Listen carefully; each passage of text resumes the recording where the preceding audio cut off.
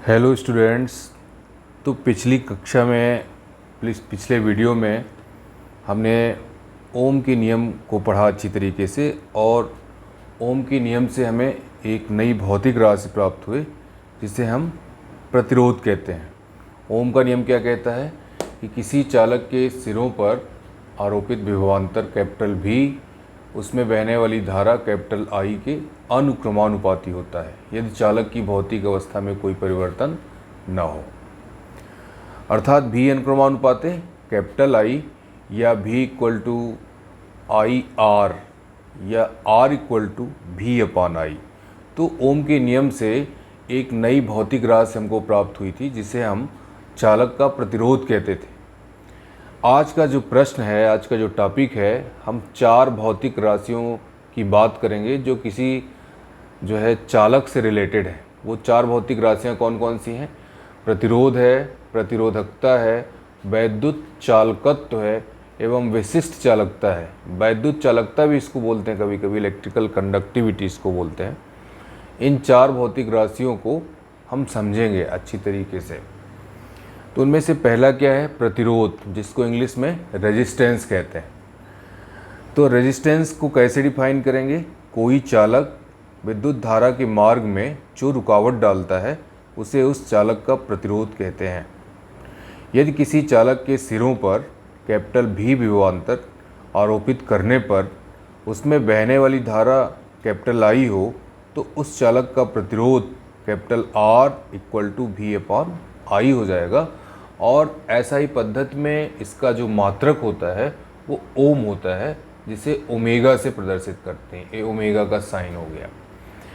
इसका विमीय सूत्र क्या हो जाएगा? mL2T-3A-2 होता है। तो एक सिंपल सी भौतिक राशि जिसको हम पहले भी पढ़ चुके हैं वो हो गई प्रतिरोध। अब अक्सर क्वेश्चन पूछा जाता है कि किसी चालक का प्रतिरोध किन किन कारकों से प्रभावित होता है, या प्रतिरोध को प्रभावित करने वाले कारक कौन कौन से हैं। तो हम एक फार्मूला, जब हमने अनुगमन वेग को डिराइव किया था तो उस समय हमको एक फार्मूला प्राप्त हुआ था, R इक्वल टू mL/n²A/τ, जहाँ पर स्मॉल m क्या है? मुक्त इलेक्ट्रॉनों का द्रव्यमान। स्मॉल l क्या है? चालक की लंबाई। n क्या है? मुक्त इलेक्ट्रॉनों की संख्या। E क्या है? मुक्त इलेक्ट्रॉनों पर उपस्थित आवेश। कैपिटल A क्या है? चालक के अनुप्रस्थ परिच्छेद का क्षेत्रफल। और टाउ क्या है? श्रांतिकाल है। यहाँ पर उपस्थित भौतिक राशियों का ये अर्थ हो गया। तो किसी चालक का प्रतिरोध जो है, चूँकि जो मुक्त इलेक्ट्रॉनों का द्रव्यमान होता है वो कांस्टेंट होता है, और इसके अलावा जो क्या बोलते हैं, इलेक्ट्रॉनों पर उपस्थित आवेश E वो भी कांस्टेंट होता है। तो m और E क्या हो गए? नियतांक हो गए। तो R कितनी राशियों पर निर्भर कर रहा है? चालक की लंबाई पर, मुक्त इलेक्ट्रॉनों की संख्या पर, चालक के अनुप्रस्थ काट के क्षेत्रफल पर, और श्रांतिकाल टाउ पर। तो अब ये देखते हैं कि किस तरीके से प्रतिरोध इन राशियों पर निर्भर करता है। तो किसी चालक का प्रतिरोध स्मॉल l, a, n और टाउ पर निम्नानुसार निर्भर करता है। नंबर 1 हो गया चालक की लंबाई पर। अगर किसी चालक की लंबाई बढ़ा दी जाए तो उसका प्रतिरोध बढ़ जाएगा, और घटा दी जाए तो उसका प्रतिरोध घट जाएगा। अर्थात चालक का जो प्रतिरोध है वो चालक की लंबाई के अनुक्रमानुपाती होता है। इस प्रकार एक लंबे तार का प्रतिरोध अधिक होगा और एक छोटे तार का प्रतिरोध कम होगा। तो लंबाई पर कैसे निर्भर कर रहा है? लंबाई के अनुक्रमानुपाती होता है। दूसरा है चालक के अनुप्रस्थ काट के क्षेत्रफल पर। हम देख रहे हैं कि A जो है हर में है, डिनोमिनेटर में है, तो दोनों में कैसा रिलेशन हो गया? व्युत्क्रमानुपाती रिलेशन हो गया। अर्थात किसी चालक का जो प्रतिरोध है उसके अनुप्रस्थ परिच्छेद के क्षेत्रफल के व्युत्क्रमानुपाती होता है। किसी चालक का प्रतिरोध उसके अनुप्रस्थ परिच्छेद के क्षेत्रफल के व्युत्क्रमानुपाती होता है। तो इस प्रकार से एक मोटे तार का प्रतिरोध कम होगा तथा एक पतले तार का प्रतिरोध अधिक होता है। एक मोटे तार का प्रतिरोध कम होता है और पतले तार का प्रतिरोध अधिक होता है। यहाँ पे शार्ट में लिखा गया है स्टूडेंट्स इसको डिटेल में लिखेंगे। 2 पॉइंट हो गए जिस पर जो है चालक का प्रतिरोध निर्भर कर रहा है। अब हम नेक्स्ट देखते हैं कि तीसरा पॉइंट क्या है कि चालक के पदार्थ की प्रकृति पर। यहीं पे हम इसकी डिटेल स्टडी करेंगे। चालक के पदार्थ की प्रकृति पर।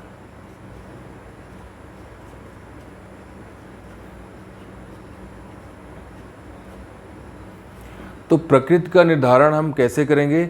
उसमें उपस्थित मुक्त इलेक्ट्रॉनों की संख्या पर। और मुक्त इलेक्ट्रॉनों की संख्या और प्रतिरोध में क्या संबंध दिखाई दे रहा है? अर्थात R is inversely proportional to N। मुक्त इलेक्ट्रॉनों की संख्या के व्युत्क्रमानुपाती होता है। अर्थात किसी चालक का प्रतिरोध उसके प्रति एकांक आयतन में मुक्त इलेक्ट्रॉनों की संख्या के व्युत्क्रमानुपाती होता है। किसी चालक में मुक्त इलेक्ट्रॉनों की संख्या चालक के अंदर चालक के पदार्थ की प्रकृति पर निर्भर करती है। ठीक है ना? तो चालक के पदार्थ की प्रकृति पर इस तरीके से प्रतिरोध निर्भर कर रहा है। तीसरा पॉइंट हो गया। चौथा क्या है? टाउ। इसको नंबर हम लिखेंगे 4 और टाउ न लिख के लिखेंगे ताप पर। ठीक है ना? तो ताप पर कैसे निर्भर कर रहा है? R is inversely proportional to tau के। ठीक है ना? श्रांतिकाल के व्युत्क्रमानुपाती। किसी चालक का प्रतिरोध श्रांतिकाल के व्युत्क्रमानुपाती होता है। अब श्रांतिकाल क्या है? हमने पहले ही बताया था कि किसी चालक में जो मुक्त इलेक्ट्रॉन होते हैं वो अनियमित रूप से गति करते रहते हैं और गति के दौरान अपने धनायनों से बार बार टकराते भी रहते हैं। किसी भी मुक्त इलेक्ट्रॉन की अपने किसी धनायन से 2 क्रमागत टक्करों के बीच लगा हुआ समय श्रांतिकाल कहलाता है। इसकी भी चर्चा की जा चुकी है। मुक्त इलेक्ट्रॉन की किसी भी धनायन से 2 क्रमागत टक्करों के बीच लगा हुआ समय श्रांतिकाल कहलाता है और उसे टाउ से प्रदर्शित करते हैं।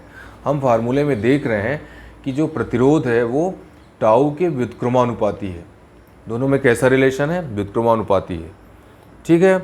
इसका अर्थ क्या हुआ कि अब ताप बढ़ाने पर इलेक्ट्रॉनों की गति बढ़ जाती है, जिससे इलेक्ट्रॉनों के 2 क्रमागत टक्करों के बीच लगे समय अर्थात श्रांतिकाल का मान कम हो जाता है। अतः ताप बढ़ाने पर चालक का प्रतिरोध बढ़ जाता है। चूँकि क्या होता है कि जब हम किसी चालक का ताप बढ़ा देते हैं तो इलेक्ट्रॉनों की गतिशीलता बढ़ जाती है और अर्थात किन्हीं भी 2 क्रमागत टक्करों के बीच लगा हुआ समय कम हो जाता है। और इस फार्मूले के हिसाब से अगर टाउ का मान कम हो जाएगा तो प्रतिरोध का मान बढ़ जाएगा।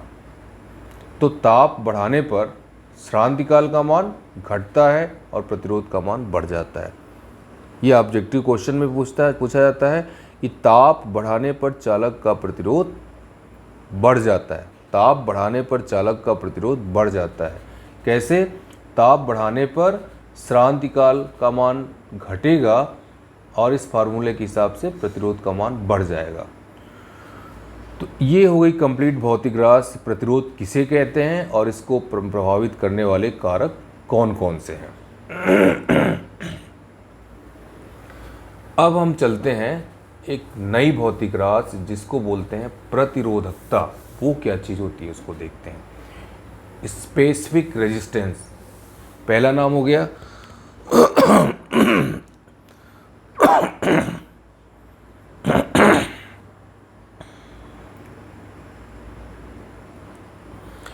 इसको बोलेंगे प्रतिरोधकता।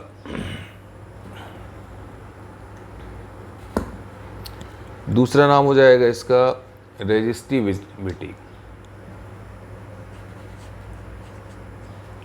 प्रतिरोधकता।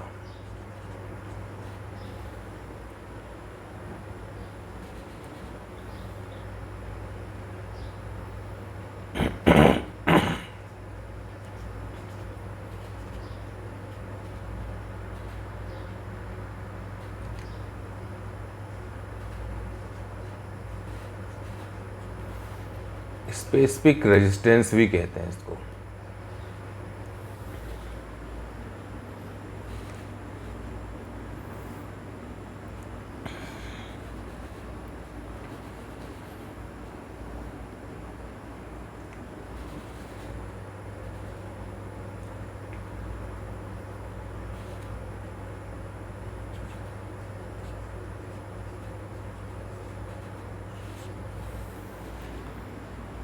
स्पेसिफिक रेजिस्टेंस या विशिष्ट प्रतिरोध भी कहते हैं।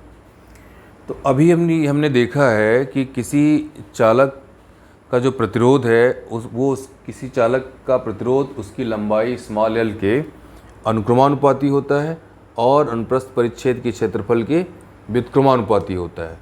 तो यहाँ से शुरुआत करेंगे। यदि किसी चालक की लंबाई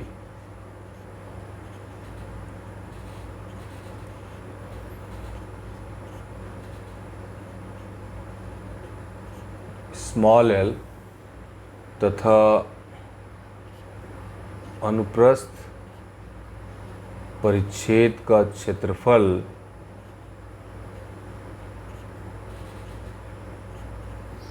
कैपिटल A हो तो small r is directly proportional to small l तथा इन्वर्सली प्रोपोर्शनल टू A के। इन दोनों को अगर मिलाकर लिख दिया जाए, दोनों को मिलाकर लिखने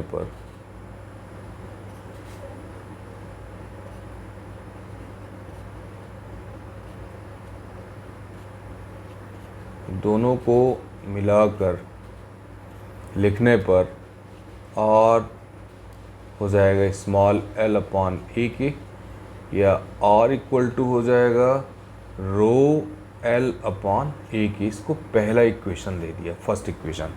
अब यहाँ पर रो क्या है? एक नियतांक है, जहाँ रो एक नियतांक है जिसे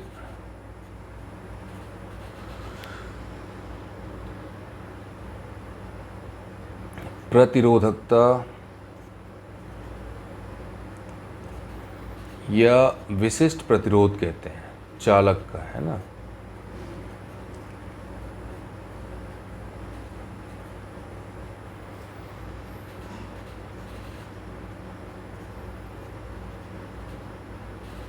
जहाँ रो एक नियतांक है जिसे प्रतिरोधकता या विशिष्ट प्रतिरोध कहते हैं। समीकरण 1 को हम इस तरीके से पुनः लिख सकते हैं, पुनः समीकरण 1 से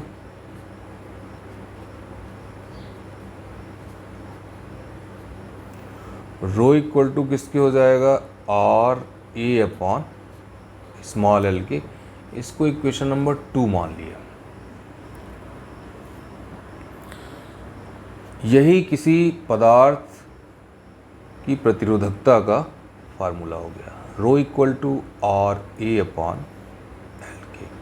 इसको याद रखेंगे।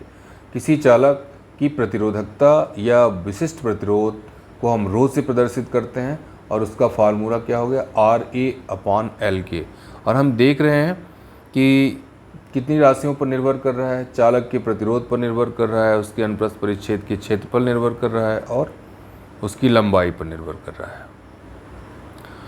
अब इसका जो मात्रक है वो क्या हो जाएगा? इस फार्मूले से हम इसका मात्रक देख लेते हैं कि वो क्या हो जाएगा मात्रक। तो प्रतिरोध का मात्रक ओम होता है और इसका मीटर स्क्वायर होता है और इसका मीटर होता है। जैसे हम इसका मात्रक लिखें तो डायरेक्ट लिखते हैं, इसकी जो यूनिट हो जाएगी ओम मीटर। ऐसा ही पद्धति में इसका मात्रक ओम मीटर हो गया। और इसका विमीय सूत्र क्या हो जाएगा? इसका विमीय सूत्र हो जाएगा m L3 T-3 A-2। ये इसका विमीय सूत्र हो जाएगा। जिस तरीके से प्रतिरोध को प्रभावित करने वाले कारक थे, उसी तरीके से प्रतिरोधकता को भी प्रभावित करने वाले कारक होंगे। तो यहाँ पे हम हेडिंग लिख लेंगे प्रतिरोधकता की निर्भरता।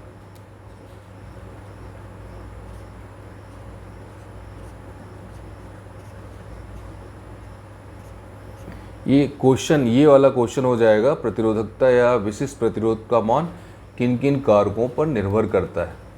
प्रतिरोधकता की निर्भरता। तो यहाँ पर हम फिर से फार्मूला लेंगे। फार्मूला कौन सा लेंगे? हमने देखा था कि अभी अभी देखा कि रो बराबर किसके है, आर ए अपॉन एल के, तथा आर किसके बराबर था, आर इक्वल टू था M L upon N E square A और टाउ के। अगर यहाँ पर आर की वैल्यू को पुट कर देते हैं, ठीक है ना, इस जगह पे हमने अगर आर की वैल्यू रख देते हैं तो अपने को फाइनली जो है देयरफॉर रो इक्वल टू किसके हो जाएगा, अगर आर का मान उठा के यहाँ पर रख दिया जाए तो हमको आर का मान मिलेगा M N E square tau के। अब यहाँ पे देख रहे हैं कि यम और ई कांस्टेंट है, इलेक्ट्रॉन का द्रव्यमान नियत होता है और उस पर उपस्थित आवेश नियत होता है। तो रो का मान दो राशियों पर निर्भर कर रहा है, एक तो मुक्त इलेक्ट्रॉनों की संख्या पर और एक है टाउ पर, श्रांतिकाल पर।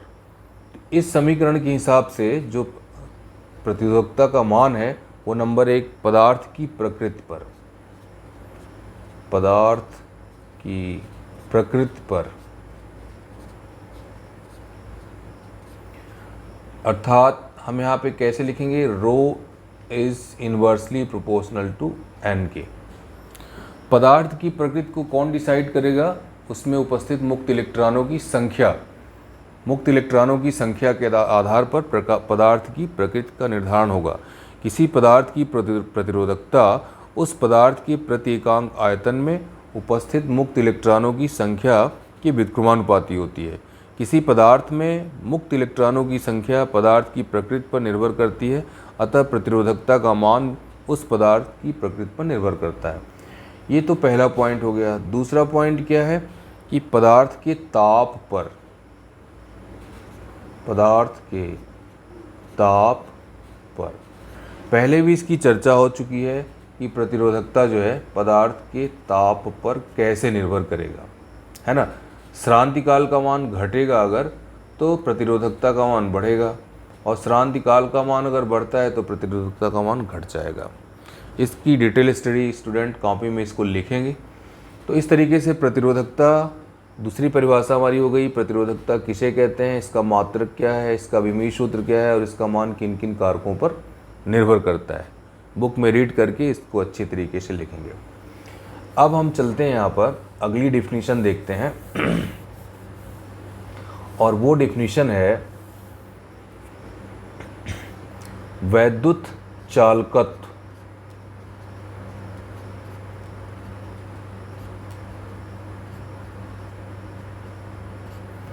इसको बोलते हैं इलेक्ट्रिक कंडक्टेंस।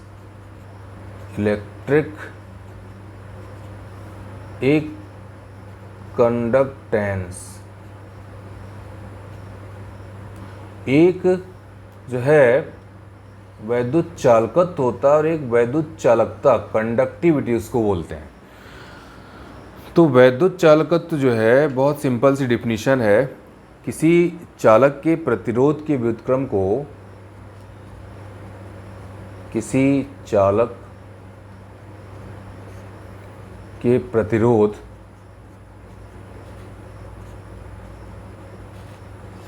के व्युत्क्रम को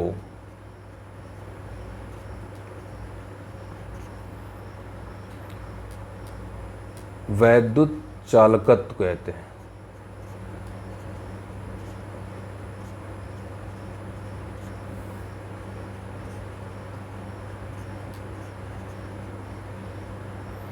इसे कैपिटल जी से प्रदर्शित करते हैं। तो प्रतिरोध का व्युत्क्रम क्या कहलाया गया, वैद्युत चालकत्व। ठीक है, जी इक्वल टू, सिंपल सी डिफिनीशन है। इसका जो मात्रक हो जाएगा, चूँकि प्रतिरोध का मात्रक ओम होता है तो इसका मात्रक हो गया ओम इनवर्स, ऐसा लिख सकते हैं ओम इनवर्स। और इसका जो विमीय सूत्र हो जाएगा वो होगा m-1 L-2 T-3 और a की पावर 2। ये रेजिस्टेंस का अपोजिट हो गया इसका विमीय सूत्र। तो एक सिंपल सी परिभाषा होगी कि किसी चालक के प्रतिरोध के व्युत्क्रम को वैद्युत चालकत्व कहते हैं। इसे कैपिटल जी से प्रदर्शित करते हैं। इसका मात्रक ओम इनवर्स एवं विमीय सूत्र ये होता है। अब हमारी अंतिम परिभाषा है विशिष्ट चालकता, इसको वैद्युत चालकता भी बोलते हैं। तो जिस तरीके से प्रतिरोध का व्युत्क्रम वो क्या कहलाता है, वैद्युत चालकत्व कहलाता है, इलेक्ट्रिक कंडक्टेंस बोलते हैं। अब हम वैद्युत चालकता की बात करते हैं, स्पेसिफिक कंडक्टिविटी या विशिष्ट चालकता भी इसको बोलते हैं कभी कभी। तो किसी पदार्थ की प्रतिरोधकता के व्युत्क्रम को, इसकी परिभाषा क्या हो जाएगी, किसी पदार्थ की प्रतिरोधकता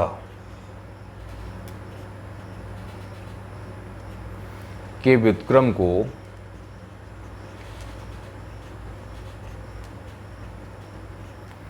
वैद्युत चालकता कहते हैं।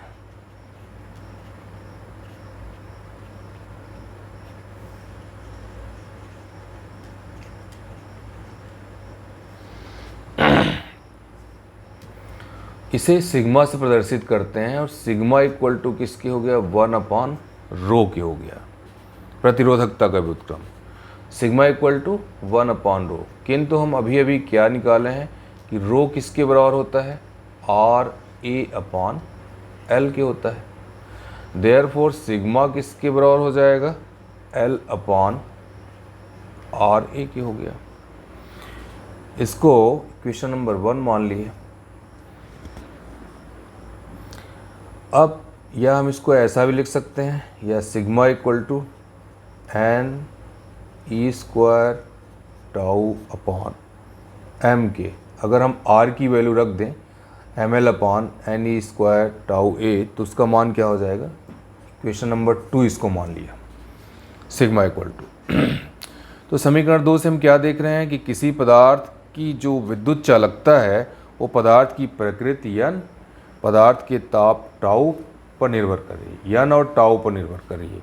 यम और ई तो कांस्टेंट हो जाएंगे। अब यहाँ पर देखते हैं इसकी यूनिट क्या हो जाएगी। तो इसका मात्रक जो है ओम इनवर्स मीटर इनवर्स, इस फार्मूले से हम लिखेंगे, इस फार्मूले से इसका मात्रक लिखेंगे। ये महत्वपूर्ण है, ऑब्जेक्टिव में यही पूछा ही जाता है, ओम इनवर्स मीटर इनवर्स, ये इसका मात्रक हो जाएगा। और इसका जो विमीय सूत्र हो जाएगा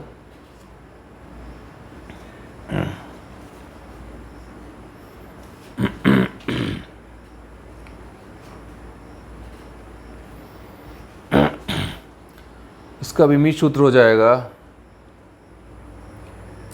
m-1 L3 -3 T3A2, ये इसका विमीय सूत्र हो जाएगा वैद्युत चालकता का, स्पेसिफिक कंडक्टिविटी। तो आज हमने क्या क्या पढ़ा, हमने पढ़ा आज प्रतिरोध किसे कहते हैं, इसका मान किन किन कारकों पर निर्भर करता है, प्रतिरोधकता किसे कहते हैं, इसका मान किन किन कारकों पर निर्भर करता है, वैद्युत चालकत्व क्या है, इसका मात्रक और विमीय सूत्र लिखिए, विशिष्ट चालकता है विद्युत चालकता को परिभाषित कीजिए। तो इतने सारे क्वेश्चन हमने देखा है। तो इसको अच्छी तरीके से बुक में रीड करेंगे और फिर नोट्स बनाएंगे। ओके, तब तक के लिए थैंक यू वेरी मच।